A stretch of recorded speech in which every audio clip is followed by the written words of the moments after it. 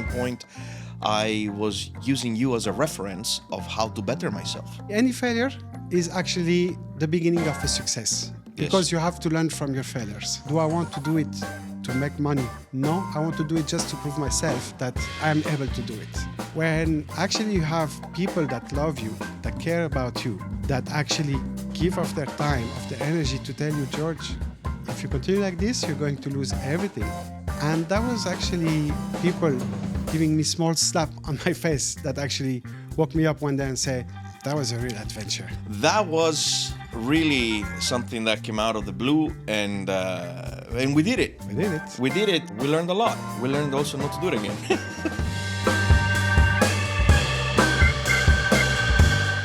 Hello, everybody, and welcome again to It's About Time. I'm your host, Chris, and today we are going to be meeting a very interesting person. His name is George Calas. He hails from Syria, although he has traveled and lived almost everywhere in the world. And hello, George. How are you? Hi, Chris. Thank you for having me. It's always a pleasure to have time with you, actually.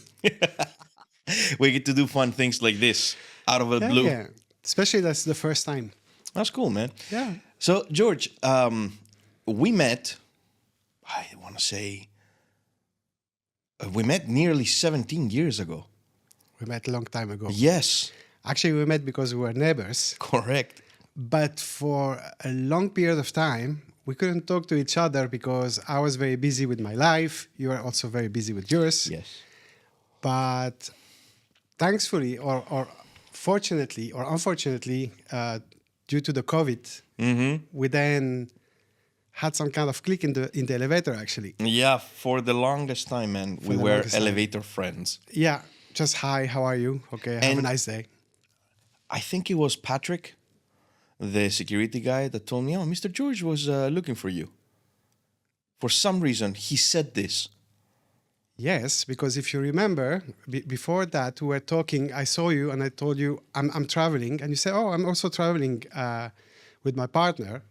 I said, why don't you have a coffee after that? Correct. And once I returned back from the COVID because I was stranded abroad, I just asked the security, Patrick, by the way, do you know if Cristobal is back in the building?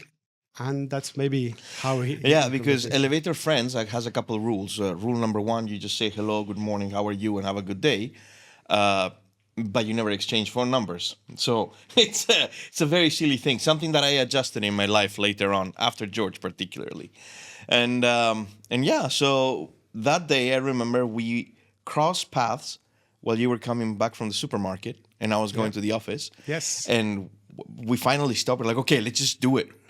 Let's have this coffee. And we exchanged numbers. And we exchanged finally, numbers. after like 10 years. Yes. And then following that, we got together in my family's office. Yeah. And we had this magical coffee. We had a magical coffee. I think we were meant to meet and to do something together.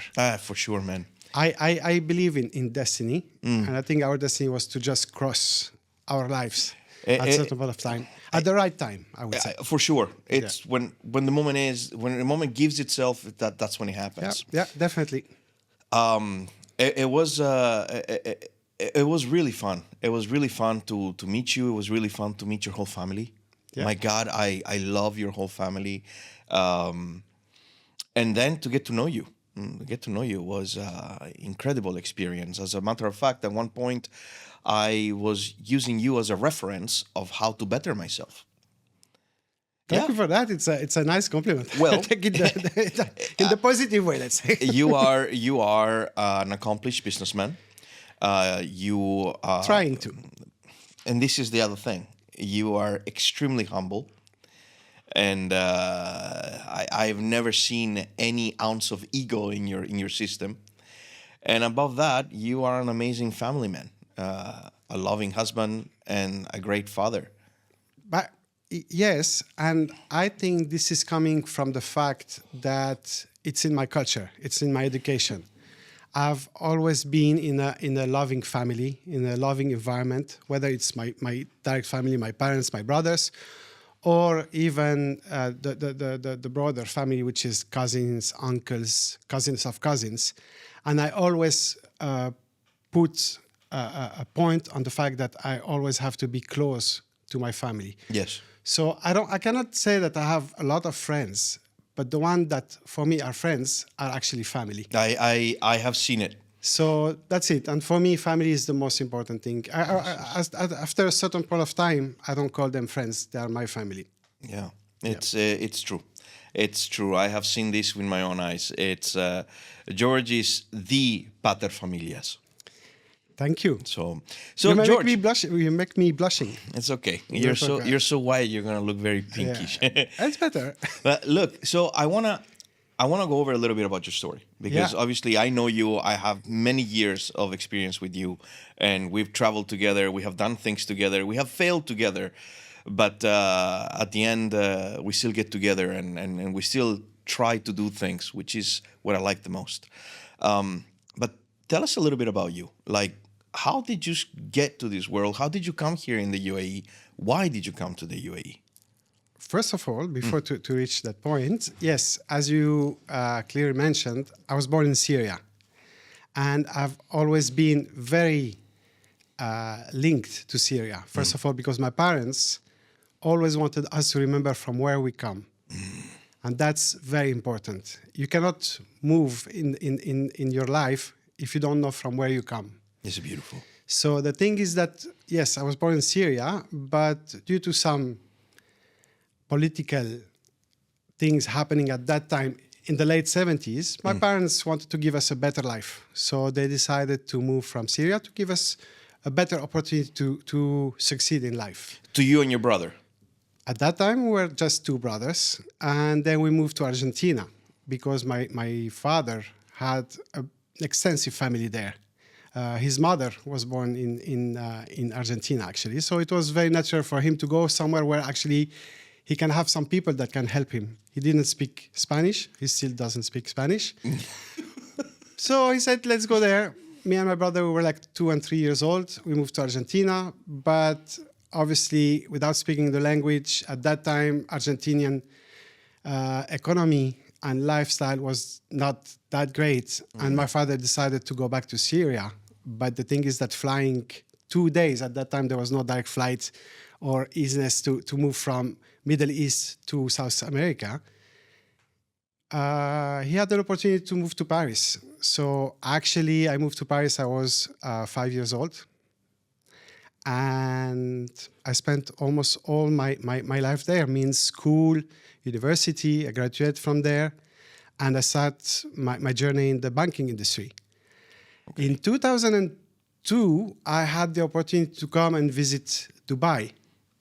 And I felt in love of Dubai. At that time, life was a little bit more simple. Yeah. It was still young. But yet I saw a lot of opportunities. And what I liked about Dubai at that time is that actually, for me, it was the right mix between my Arabic culture, education, and background, but at the same time, in a very modern and developed country. Or at least the idea and the mission and vision to develop that in a more Western way. So it was a good mix between my culture, but also the path that I wanted in terms of work, professional life. So I came here as a young banker, let's say that, and I felt myself very comfortable here. This is beautiful, and because you worked in the banking industry, I'm pretty sure you had a very interesting outlook on how the whole city, and not just the city, the country, changed from when you arrived to what it is today. Yes. Do you have anything that you'd like to share about that? But obviously, there's a lot of things that I can share with that. But the thing is that when I moved here, private banking was not yet developed. It was still wealth management. They didn't get yet the idea of private banking. Although I was very young and with a very little experience, I felt that I could give a little bit, like an extra stone, to whatever they were already building. And joining Emirates Bank. At that time, it was not Emirates MBD, it was still Emirates Bank. My first bank, by the way, that's where I opened my first bank account when I arrived here. And it's still my bank until now. Yeah. I've been very faithful. I'm faithful for everything, for my friendship and also with my bank. I think it's good. So, yes, I was actually part of this journey where actually they developed a lot of different departments. Then I joined the brokerage department of Emirates that became then Emirates MBD. I was part of the merger between Emirates Bank and National Bank of Dubai for the brokerage and asset management. So I actually learned a lot, and that allowed me to grow professionally a lot. The fact that I speak different languages was an add value for me, but also for my employer at that time. This is fantastic. George speaks English, Arabic, French, and Spanish fluently, which is amazing. Although I would like to improve my Spanish, but yes, it's definitely. okay. We can work on that. We will work on that. That's not an issue. All right, beautiful. And throughout all of this journey, and of course, after having whatever good times you had in the UAE, you met your wife. Yes. Which opened a whole new chapter in your life. It took a lot of time to meet the right one, and I was at a certain point of time not really sure that I will get married one day. Oh, okay. Not because I didn't want, but because I was under the impression that I was not finding the right one. I tried a lot for at least maybe 6-7 years to convince myself that I have to get married no matter what. And actually, I realized that I was actually lying to myself. Okay. That's not what I wanted. So I gave up with the idea of I really have to get married before 35 or before my 40s. And one day I met this beautiful lady. And in a matter of 1 month, I convinced myself and I convinced her that she was the one. That's beautiful. And then we got married. Not in 1 month, obviously. We spent a lot of time. But yes, we got married very quickly. And it was a bit of a surprise for her, but especially for me, because I actually was impressed by the fact that I took this kind of decision that fast, where actually for 10 years I was trying to do something and nothing happened. I am sure everybody else was impressed. Forget about it. Friends, my family, they were like, what? My parents didn't believe it at the beginning. My brother were like, are you sure, George? And I'm like, yeah. He said, but how, why? And actually, I impressed everyone. And I surprised myself, actually. This is amazing. But yes, thanks God, I am a happy husband, a happy father of 2. They are now 8 and 5. Now, if I have to be completely transparent, maybe the only regret I have is that I should have got married earlier in life. For one reason is because today my kids are 8 and 5, and I am 49. Yes. And I don't have the energy and the patience to play with them. And this is something that, honestly speaking, I feel, how to say, a little guilty. Not guilty, like but missed opportunity. I don't know. It's like I would have preferred to be a little bit younger to be able to play more with them. That doesn't mean that I don't give them the time, I don't play with them, but I don't have the same patience. No, I understand. But at the same moment, man, you have to think about the good things. Yeah. Because they have an older father, they'll be able to get different insights from you. You know, if you would have had the kids, I have wise advices. Maybe. Yeah, if you would have had the kids when you were on your 30s, then your advices would have been different. True. I know in my short time in life with you that we have gone through a lot of experiences. Yes. And I have acquired personally a lot of knowledge thanks to this and thanks to the adventures we have gone on. One of the very, very interesting ones, and probably the coolest one we had so far, was our adventure in Armenia. That was a real adventure. That was really something that came out of the blue, and we did it. We did it. We did it, and we learned a lot. We learned also not to do it again, at least for me. I still want to do it. I know you want to do it, but maybe we do it better prepared. I'm going to tell you why I want to do it. Not because Wait, you still want to do it for sure? Sorry? You want to do it again? Yes, why Okay, not? well, let's talk about what it is. So You know, just think we fill up, the audience. So we decided, George decided one day that he wanted to import cherries from Armenia. George, it's very much in love with the idea of agriculture, having his plot of land and growing his fruits and selling his fruits. He wants to be a farmer. exactly. I was about to tell you that. Actually, when we met in the elevator and then we had this coffee in your office at that time, your story or your family story is exactly what I wanted to Okay. be long time ago. So I felt at that time that it was a sign.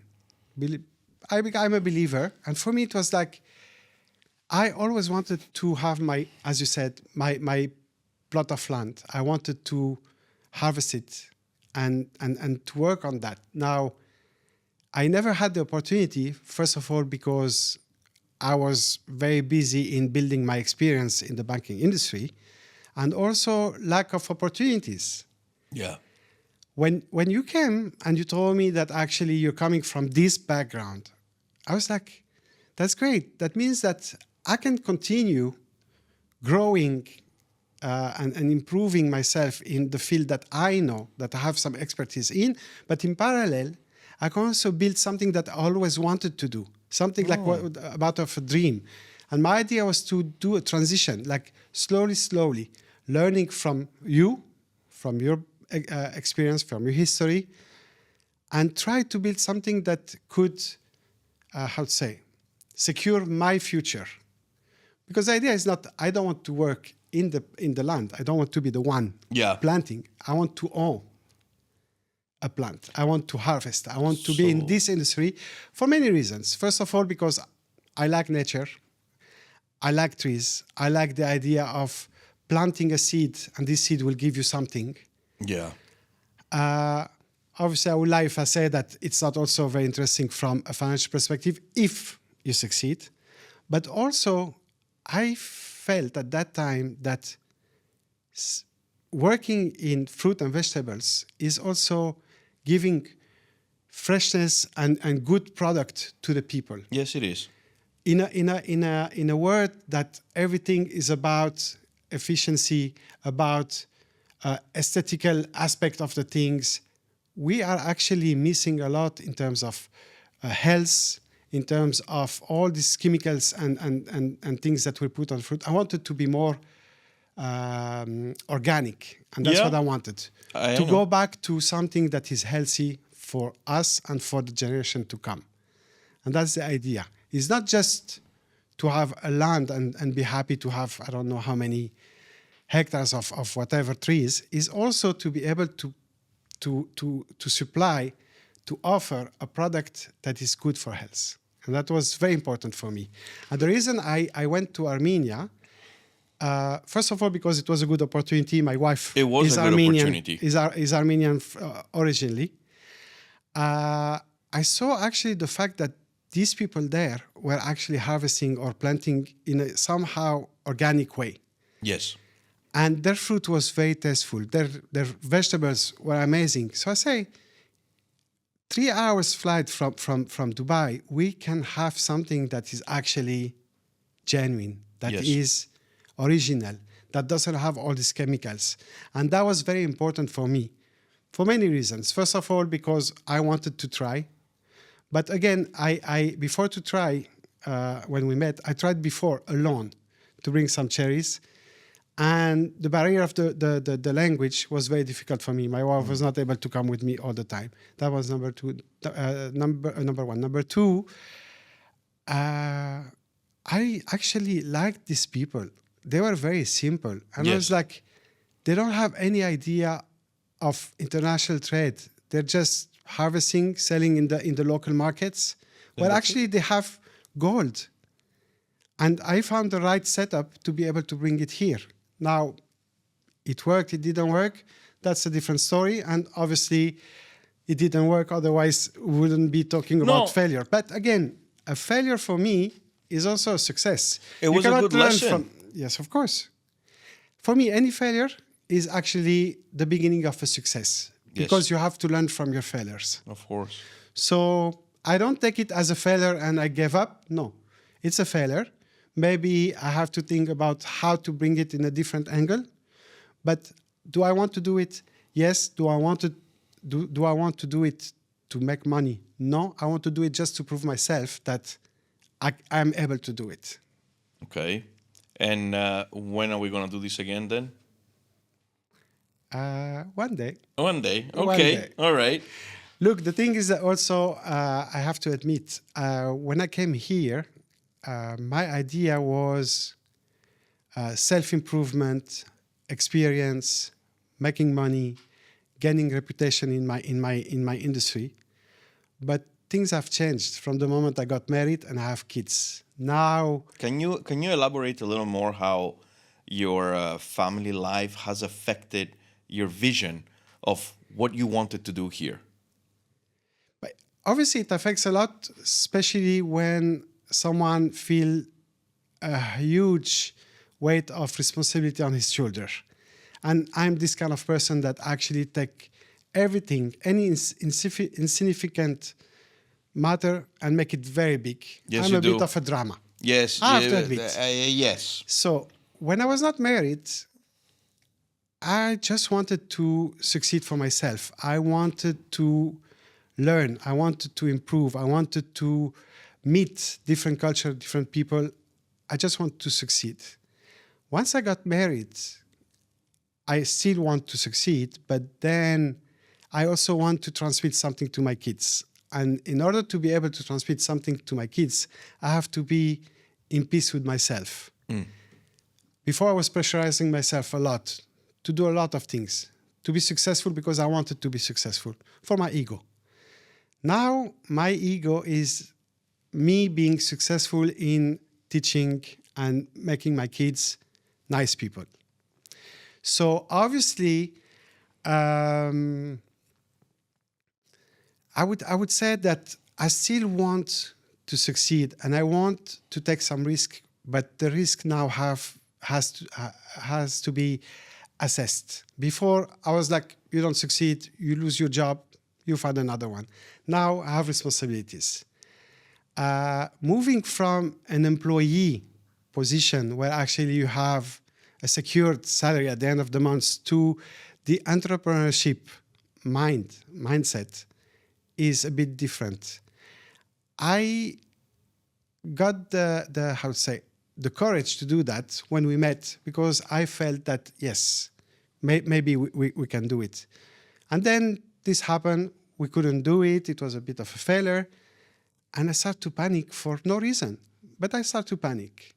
And I had to do a lot of introspection on myself to just calm down and to be able to move on. What helped you? What anchored you?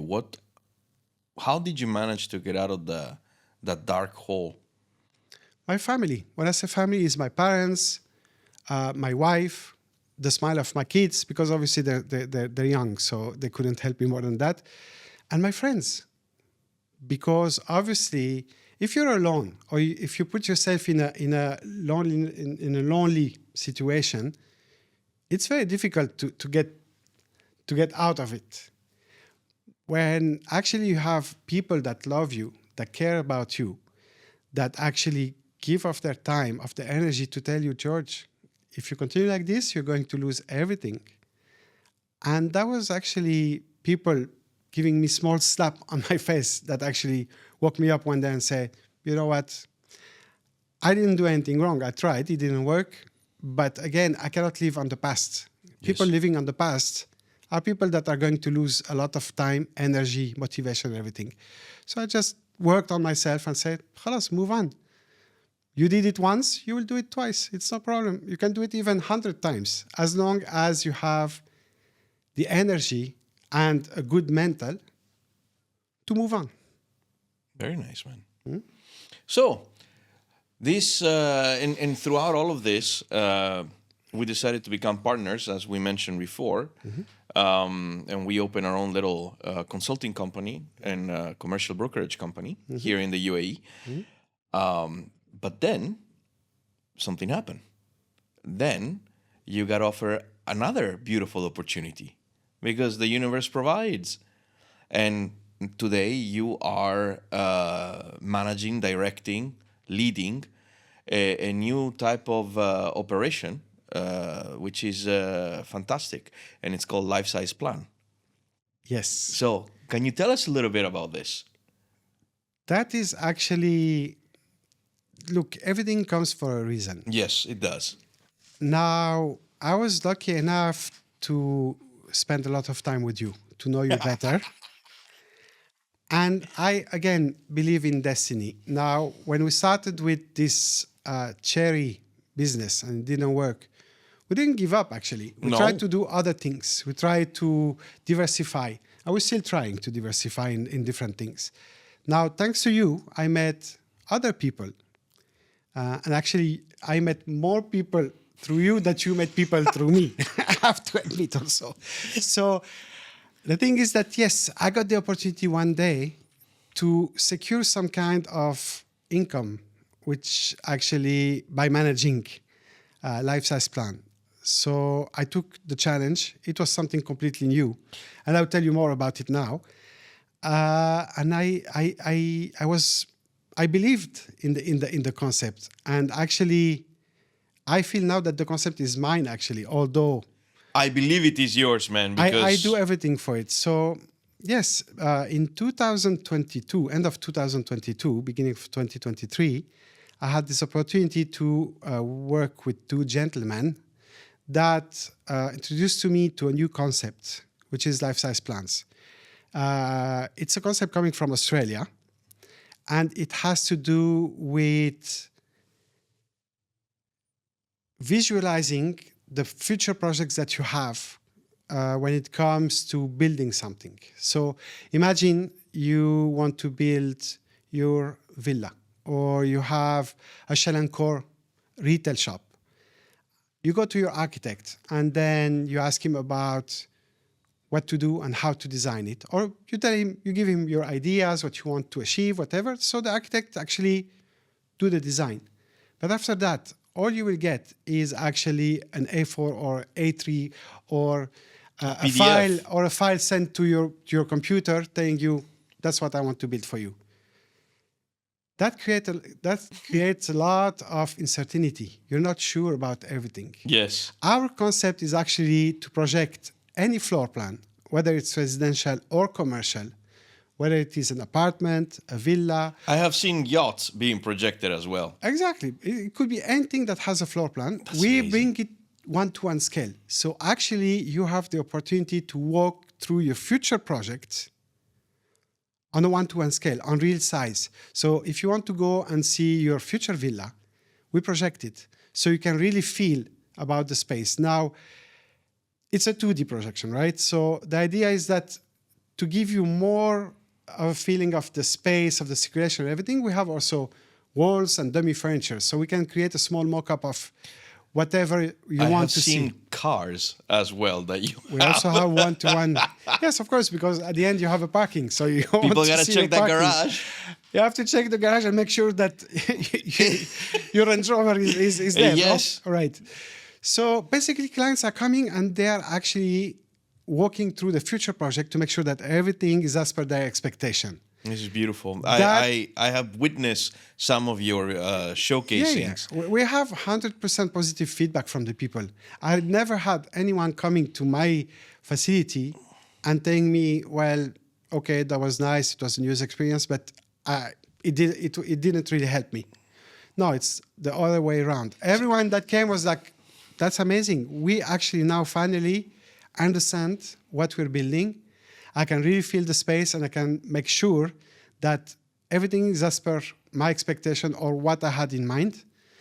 And even if there's some amendments, changes, alteration, whatever, that's good because actually you do it before starting the construction. So that will actually allow you to save some money, some time, some misunderstanding with the architect. And for the architect, it's great because he can really show the capacity of interpreting whatever the client wanted in real. This is cool. And that also very easy for him to convince the client that, oh, you remember when you were telling me that your living room was too small? Look, that's the real size. And most of the time clients are like, oh yeah, actually, yes, you're right. It's actually the right size. Yeah. And you're president right now in Dubai, Yeah. and you're president in Abu Dhabi, Yeah. and soon to be in Saudi as well. Yes, in Riyadh we're opening. I think Riyadh market is an amazing market. There's a lot of opportunities.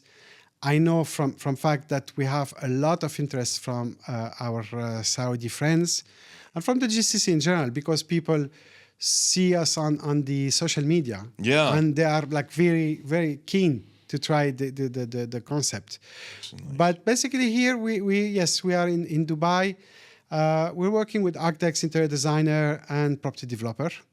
And yet we have a lot of work to do. There's a lot of improvement, but slowly we're gaining more and more traction, more and more audience and market awareness for this new concept. This is beautiful, man. I have seen you very proud of the results that you are being able to accomplish with this. You have to be proud of everything you're doing. Bravo. Very well said. Regardless if it's professional, personal, everything. So, you arrived into the UAE Yes. as a young individual coming from Paris. Yes, full of hope and motivation. Yeah.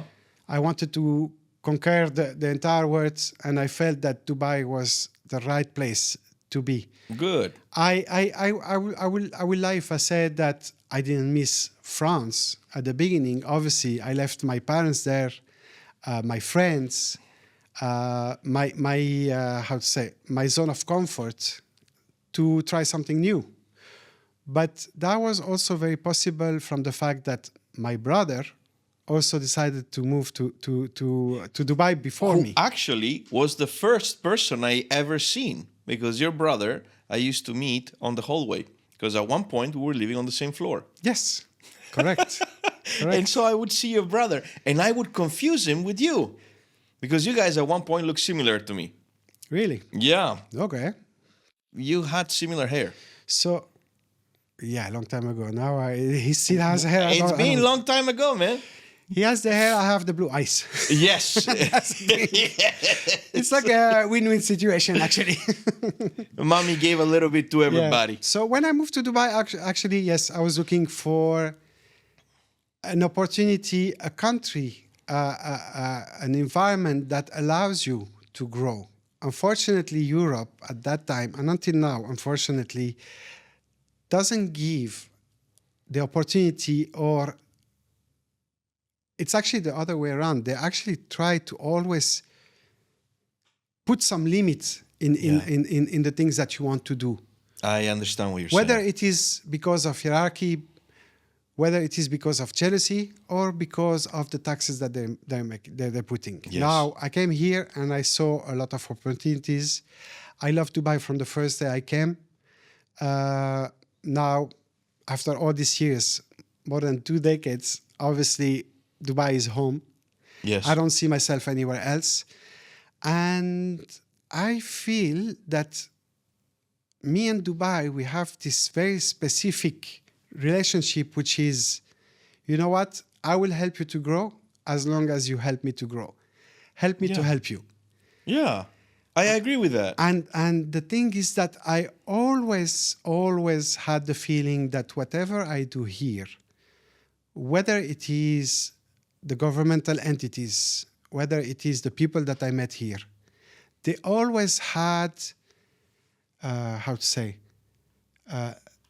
nice, a nice input on me. They always try to push me to go forward. No jealousy. Nobody tried to like. Now I cannot say if the people that I met here are my,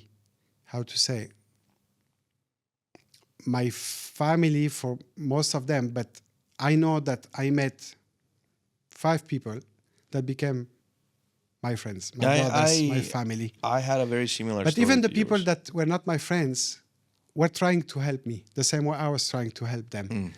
And this agreement that I had between me and Dubai was actually a success. I went through a lot of stress, but it was a positive stress. It was a constructive stress. Yes. It was something where actually we were building together something. Me and experience, Dubai, a new vision, a new El Dorado for some people at the beginning. But this El Dorado became real, not only based on dream and opportunities and hope that something will happen. It's a real gold mine. Everyone that came here gained something. I'm not saying that we all are on the same level, but anyone that comes here is happy to be here. It is.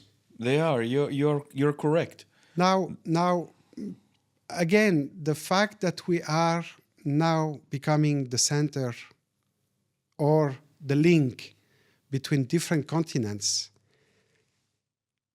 gave us the opportunity to meet different culture, different religion, different perspective. And that was very important for me. I'm someone that love to know more about other people, about history, about culture, about habits, because obviously I will never forget from where I come. I'm Syrian, I'm Arabic. I know what my parents gave me as an education, but Dubai allowed me to actually add new things or new philosophy or new spirit or mindset in my life.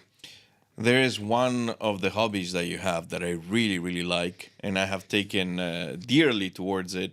In fact, every time I travel, I try to contribute to it. It's that you are a numismatic. Yes. How did you get into that? As far as I remember, I always like to have coins in my pocket. Okay. I like the sound of coins in my pocket, not for the value, the facial value of whatever I had, but the sound. So I started just to have a big box of a lot of sounds when I was really, really young. And because we were traveling a lot, and at that time, there was no credit card, debit card, checks, whatever. It was all about either notes or coins. Obviously, I was too young to have notes, although I would have loved to have notes, but I had coins. So it started this way. And then I realized that on those coins, from one year to another, things were changing. The face, maybe a monument, something. So I like the idea of having a same value coin, let's say at that time it was French franc, but with different pictures on it. So that's how it started, because I was curious to see that actually every year we have something new. Once it was the French flag, sometimes it was the Statues of Liberty, then a president, Charles de Gaulle. So that's how it started, actually. And I was like, okay. And because my parents gave us the opportunity, we were lucky enough to travel a lot for vacation during summer. I actually realized that every country had the same. So I was like, I want then, whenever I go somewhere, try to see all the coins that they have and the different variants of this coin. So that's how I started, actually. That's very beautiful. Very, very beautiful. Thanks to you, I started going into these shops whenever I go to Italy and looking for old coins that I can bring to you. Yeah. And I have met amazing people into it, and I have met the shops themselves, which are these museums of history and monetary history. It's very beautiful. They're very passionate, actually. They are extremely passionate. You're right. And it's actually beautiful. I'm very novice in that, but I like to do it at my very small level, to be honest. But yes, it's something new. So what's the plan for the future then? Like right now, how many years in Dubai? 24, 25, 23? Yes, something. I'm losing count for myself, man. It's way too much. So, what's your plan, your vision? Where do we want to go? I know your kids are growing. You have a beautiful boy and a beautiful little girl. Again, I'm telling you, Dubai or UAE is a home for me. So I don't see myself anywhere else than in the UAE. But again, now I have maybe more time, more opportunity to travel. What I want to see in the future, or what I'm planning in the future, first of all, is to make sure that my kids have the best education. whether it is our education or at school. I think it's very important. Give them also the opportunity, as I told you, because I love that, traveling and see different culture. Now, what are my plans on a professional level? No. Obviously, to develop whatever I have to develop. I don't care about And professional. to grow. I But care when it comes personal. to family, personal, is obviously to give the opportunity to my kids to grow in a healthy environment, give them the tradition and culture that my parents taught me, and show them the word. And also give them the ability or the understanding that life is not all about money or comfort zone. I want them to understand that life is more than that. Okay. Is reading, to be open-minded, to see other culture, to try different things, whether it's food, sport, dance, anything. That's for now. Now, in the future, I want to retire and travel with my wife. That's what I want. I want to live my life. Look, at the end, I don't want to be in this cliche of I want to succeed, I want to make businesses. Yes, businesses is good, but life is very important. And I want also to have some time for myself, for my family, for my wife. And my wife is the most important thing in my life. So no, because again, all this difficult moment that I had, I passed them thanks to her, because she was here by my side. She never gave up, and I thank her for that. But at the same time, I know that she learned a lot also from me. So the idea is that I think we are good partners, a good team. Yes. A good team, a good partners. We are partners for everything. So yeah, I also want her to just like relax, be a little bit more free in her head. This is nice. So maybe you guys should come to my barbecues more often. I will. I will. To be honest, the weekend is very difficult. We have play dates. We have been planning with play dates. We have play dates. What to do? We have been planning to get together to do pomegranate molasses for already a month and a half. And we will. Inshallah. And we will. Inshallah. Inshallah. Keep trying. Okay, George. But we did it once. Yeah, man. But It was once good. it was 4 years ago. Really? Yeah. Time flies. No, we're just too much blah blah. We need to do more things. Yes. So, I agree.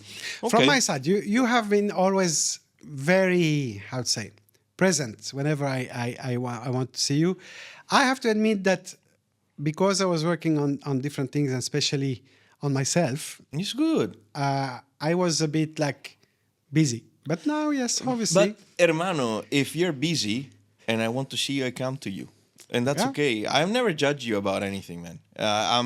I think my relationship with you is one of the most straightforward and easygoing relationships that I ever had with any other human being. And that's what I like about it.